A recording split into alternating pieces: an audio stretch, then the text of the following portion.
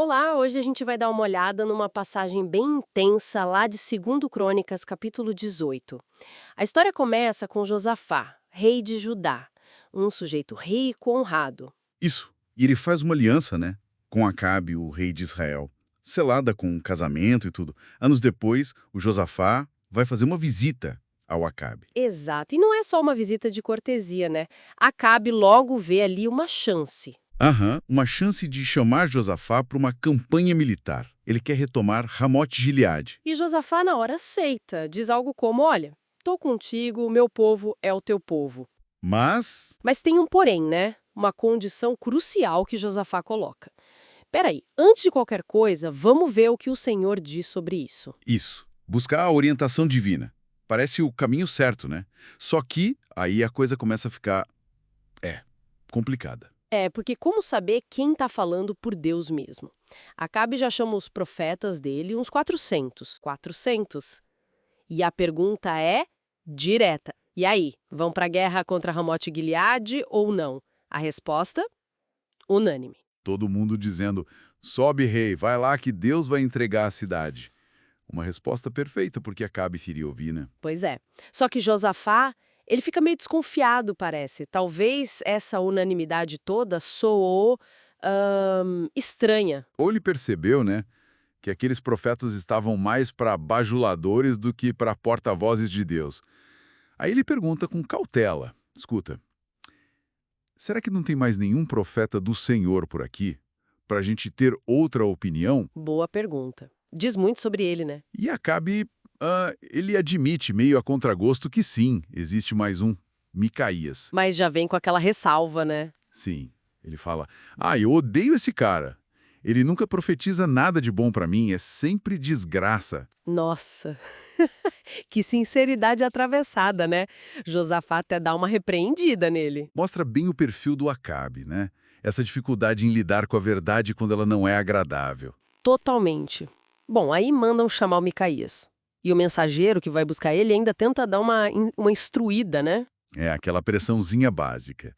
Olha, Micaías, fala igual aos outros, tá? Para agradar o rei, senão vai pegar mal para você. Mas o Micaías, não. Ele corta na hora. Diz algo como: olha, tão certo como vive o Senhor, o que o meu Deus me disser, é isso que eu vou falar. Que firmeza. É integridade contra a conveniência, né? Uma escolha difícil, mas ele se mantém firme. Daí ele chega perante Acabe. E primeiro, ele meio que tira um sarro, né? Acabe pergunta e ele responde. Com uma ironia total.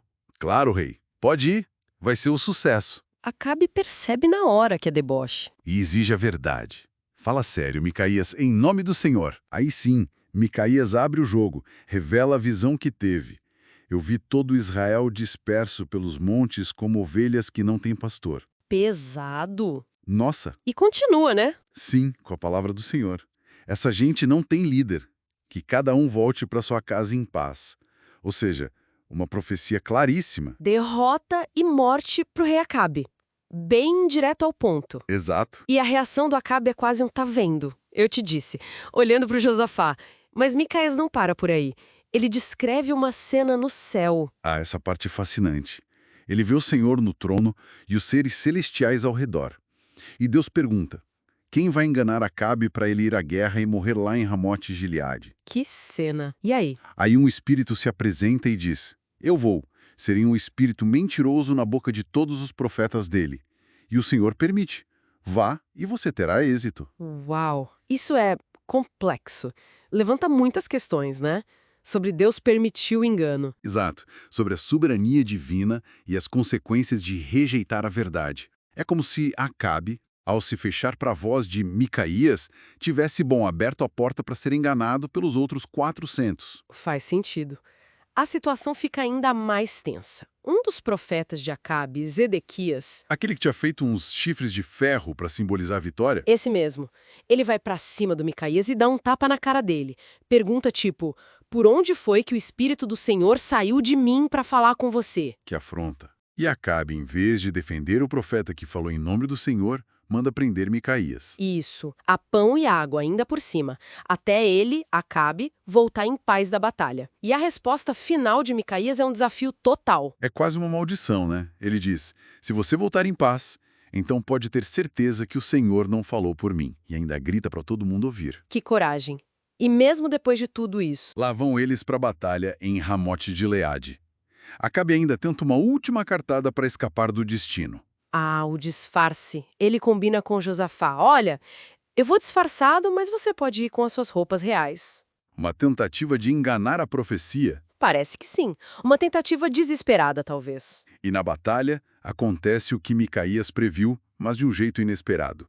Os sírios tinham ordem para atacar só o rei de Israel. Então eles veem Josafá todo paramentado de rei e pensam, é ele, vão pra cima. Josafá se desespera, clama a Deus e aí, o Senhor o ajuda.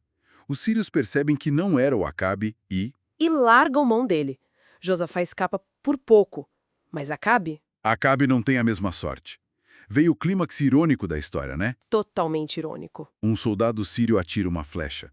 Assim, a esmo, como diz o texto, sem mirar em ninguém específico. E onde essa flecha vai parar? Bem na brecha da armadura de Acabe. Justamente nele, que estava disfarçado. É impressionante como a palavra se cumpre, né? Mesmo nos detalhes que parecem aleatórios. Atingido em cheio. Ele ainda resiste, pede pra sair da batalha, mas fica ali no carro dele, sangrando. Vendo a batalha se desenrolar até o pôr do sol. E aí, ele morre. Exatamente como Micaías havia profetizado. Uma história e tanto, cheia de reviravoltas e lições. Com certeza. Recapitulando rápido, a gente vê a aliança arriscada, essa tendência humana de buscar conselhos que só confirmam o que a gente quer ouvir, O famoso viés de confirmação, né? que Acabe tinha de sobra. Exatamente. E por outro lado, a coragem de Micaías de falar a verdade, mesmo correndo risco. E claro, a soberania divina agindo de formas surpreendentes para cumprir seus planos. E fica aquela reflexão final, né? Essa história antiga faz a gente pensar, por que será que tantas vezes uma mentira que nos conforta parece mais fácil de aceitar do que uma verdade que desafia a gente? É uma ótima pergunta. Até que ponto o nosso desejo por aprovação ou o medo do conflito acaba influenciando decisões realmente importantes na vida? Fica aí a questão para a gente pensar.